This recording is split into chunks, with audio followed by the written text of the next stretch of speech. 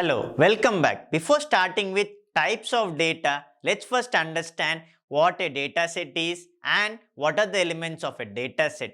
A dataset is a collection of related information or records. But what is the difference between data and information?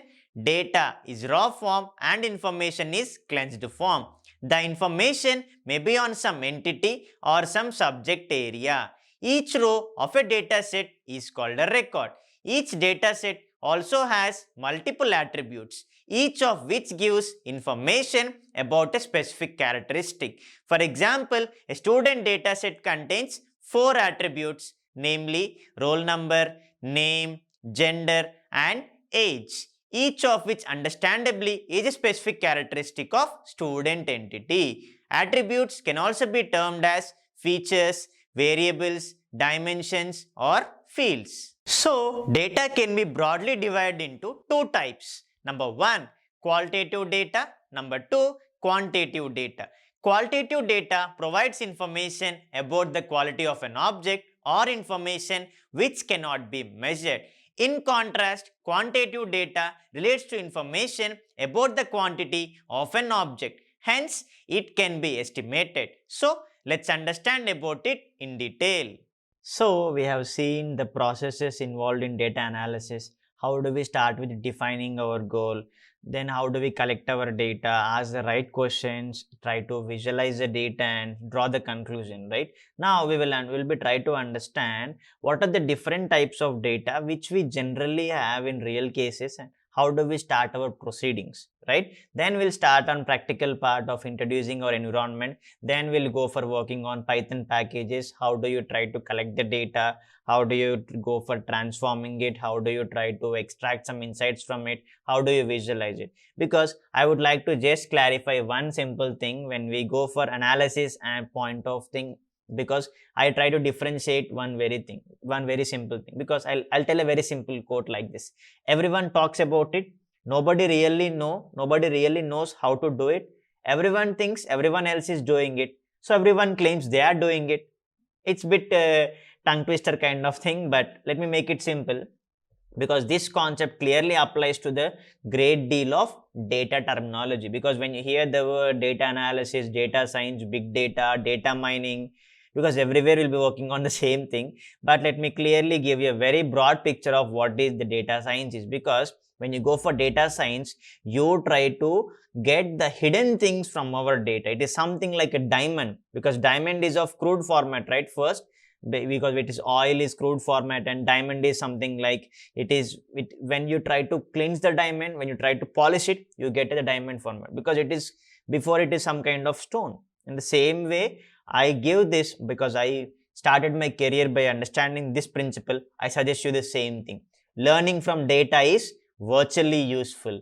Master it and you'll be welcomed everywhere. Because when you go for understanding the difference between data analysis and data science, because data analysis is being part of data science. You cannot expect yourself as a data scientist in the beginning itself, because he is the mastermind of any company. He decides, because he tried to bring out the strategies, discover the right business, go for predictive analysis, go for some kind of making the right steps, because he is some kind of mastermind building some algorithms or building some kind of predictive models. That's where machine learning, deep learning, natural language processing, how do you go for working on big data kind of things, understanding the patterns in your data comes into picture. But when you go for data analysis, it's basically how do you try to visualize your data, how do you try to understand it, how do you try to make up your data in a better way, so that we'll try to understand what is our problem statement, how do we try to analyze it.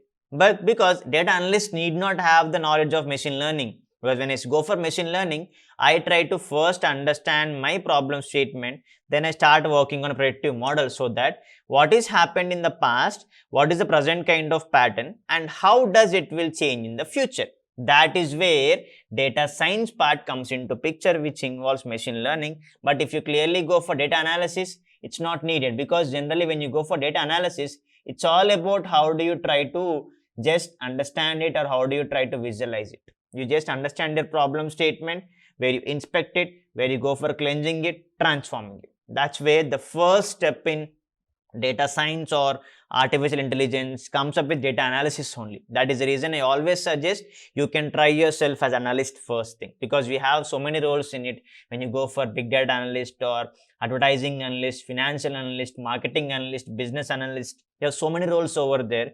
But everywhere, first step is understanding your problem statement. How do you collect your data? How do you try to go for your making up your KPI, then try to transform it, then finally visualize the results, draw a conclusion from that. With that, your organization will start working on the particular model.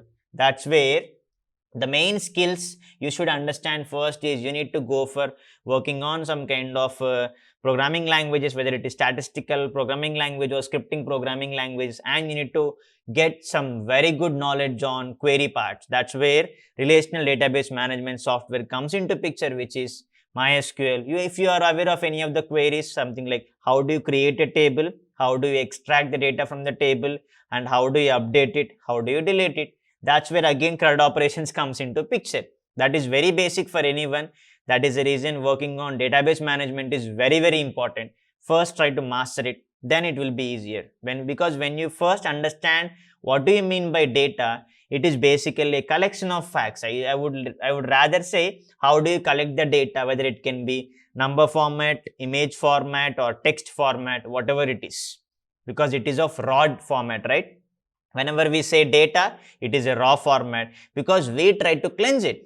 That's what, whenever you install operating system in your laptop or your desktop, you have only notepad file. You cannot expect a PPT or Excel sheet or any kind of other service, because you need to have MS Office. That's a very simple thing. Even you go for using Mac laptop or Mac desktop, or even you go for Ubuntu or Blackbox or any kind of operating systems, it's all about you have mainly text format, that is notepad or notepad in your system, because you work on .txt. Because when you install other kind of supporting software to visualize the data, to make it in tabular format, you have LibreOffice, you have MS Office, you have WPS, you have so many things. That is the reason you need to understand what do you mean by a data set, because a data set is basically, it's a collection of related information or records. Suppose if you are creating your family details, right? What do? You take up your serial number, you take up your name, that is your name, your father name, your mother name, your sibling name, then you go for their date of birth, then you go for their price. That's what, if you are planning for a movie, you fill all those details, right? Why do you fill it? Because you need to get the same way in the ticket, so that that particular platform will understand what the details you are giving, which show you are booking, what is the time. Just you need to give your name, that's it. That is where your seat is blocked. The same thing happens when you are booking a reservation for your train or aeroplane or your bus. That's what you do it, because generally data is a raw format and information is cleansed format. That is the reason I always try to give up this picture when I try to make it very easier, right? This is the well-known picture for everyone, right? I need not tell you. What is the painting you could see over there? It is the Mona Lisa painting, right? So you already know it. Why does this become very much famous? In the same way, why I am trying to draw this intuition over here? When you see this the first part over the data, this is why did I term it as data? It is of raw format. You don't know the hidden wonder over that. That is the reason when you try to arrange all those dots, you got a wonderful painting of Mona Lisa over there.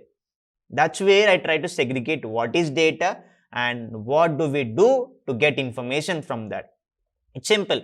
Data can be of text, numbers, images, videos, whatever you see, everything will be into numeric format only. And Python is the only programming language which supports on any kind of data, and that is where you can go for analysis with Python, you can go for predictive things in Python, you can go for testing in Python, you can working on database. That's made Python as the second best language for everything, because the first language is your mother tongue, the second language is Python, I can say. If you are getting your hands stronger on Python, you can do anything, because information is what we create from the data. It is basically an output from the computer, right? So data alone cannot be significant. Data with information, so data when it transformed to information will play a vital role, right? So basically, whenever we say about data, it is mainly transformed into two types. Whether it is first, it is called as qualitative data. Second, it is called as quantitative data.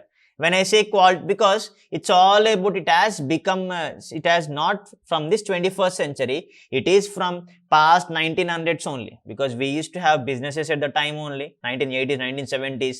You believe it or not, even when the World War was happening, people use technology, scientists use the technology. How does particular, suppose if France and Germany, if they are fighting, particular company, particular country, whether they are targeting which kind of city, that's where probability, whether it is happening or not, right? In the same way, qualitative data, quantitative data are the basic types when you start working on data.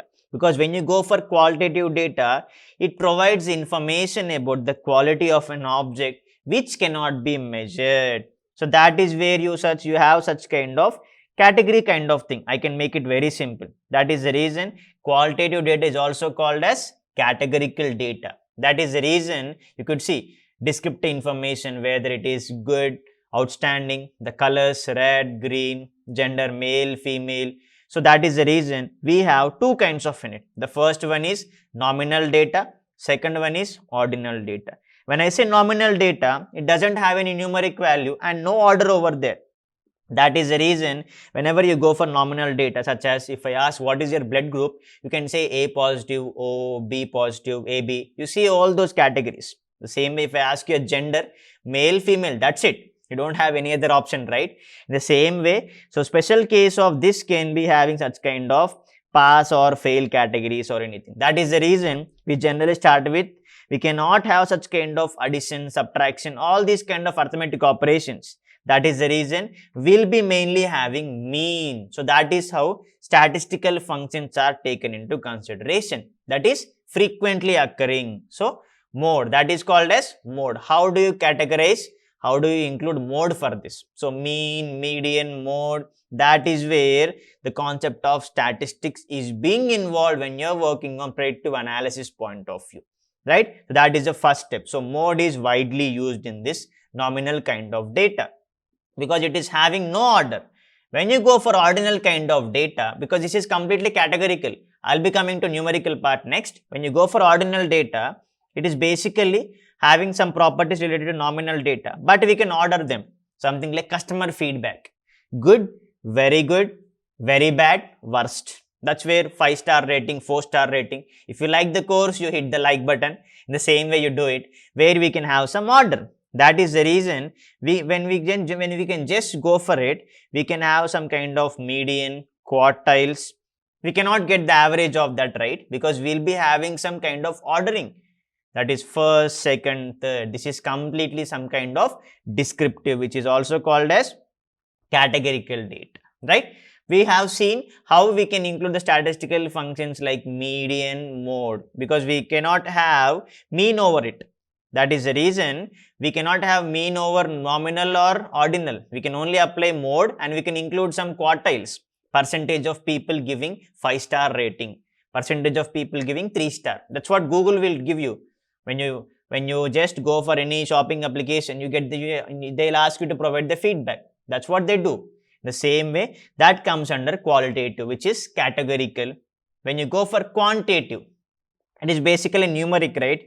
It is basically related to the information about the quantity of an object which can be measured. Now we include some kind of mathematical operations like addition, subtraction. We can include mean, standard deviation, because it is having continuous or discrete. Generally, we can make it as interval or ratio data. That's where, because when I go for continuous data, you can take any values like height, weight, temperature, or such kind of thing. That is generally called as interval data. When you go for interval data, or you can generally make it as where which the exact difference is not known, but you can generally make some kind of conclusions over there. So that is where interval data do not have anything like true zero, because we can take height cannot be zero, right? Weight, temperature, where you cannot get the exact difference between the values, right? But we can get the difference when you give, suppose morning temperature is 25 degrees, evening temperature is 30 degrees. You can get the difference, right? That is where interval particular difference. When you go for ratio, that is generally it represents for which the exact value can be measured, right? That means when you go for getting some kind of differences, like you can take any certain values like number of people purchasing number of bananas or such kind of thing. So always when you go for nominal and ordinal, make it very simple. When I say nominal and ordinal, they are discrete, where generally when you go for interval and ratio, they are continuous. In that way you can segregate it. That is where when you go for qualitative data and quantitative data, you make it very much easier. Qualitative is basically when you're working on categorical kind of data. That's where you include such kind of mode. You can include, that's where the statistical functions comes into picture when you're working on these things, where we cannot include mean as of now. Mode, median, standard deviation. Standard deviation is included in quantitative. You have some quartiles over there. When you go for quantitative, we include arithmetic operations along with mean. That is where even the types of analysis, when you go for descriptive analysis, where we try to understand what happened when we can see the surge in COVID cases now, why the cases are being increasing, whether people are wearing masks or not, whether people are taking preventive measures, whether they are going in group. That's where we go for understanding diagnostic part. We diagnose it, then we try to build a predictive model, then we try to understand by making some preventive measures.